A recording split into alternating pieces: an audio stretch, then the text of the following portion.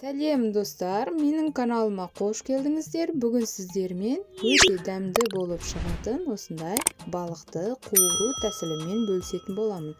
Бұл балық қытырлақ болып шығады, өте дәмді болып шығады. Менімен бірге болыңыздар. Алдымен жуып тазаланған балығымызды осылай бөліп алатын боламыз.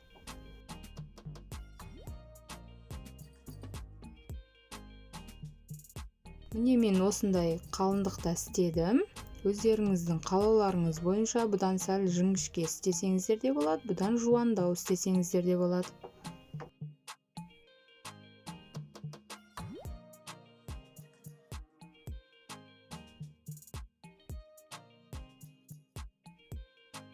Осылай барлық балығымызды біркелкі етіп кесіп алған соң, үстіне тұзымызды ашылау етіп себіп шығатын боламыз. Оны жақсылап араластырып, 1 сағатқа қойып қоямыз.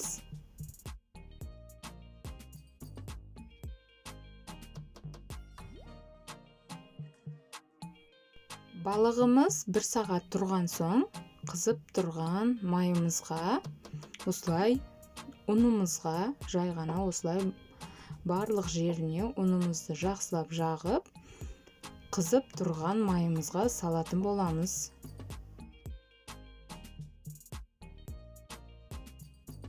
Осылай әрқайсы балықты осылай ұнға малып алатын боламыз. Барлық жері ұн болу қажет, ашық жері қалмауы керек.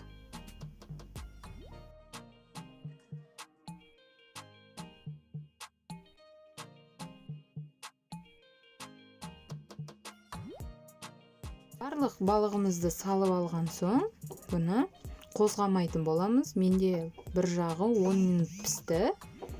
Екінші жағы тез пісетін болады. Осылай екінші жағы піскен кезде ғана аударатын боламыз.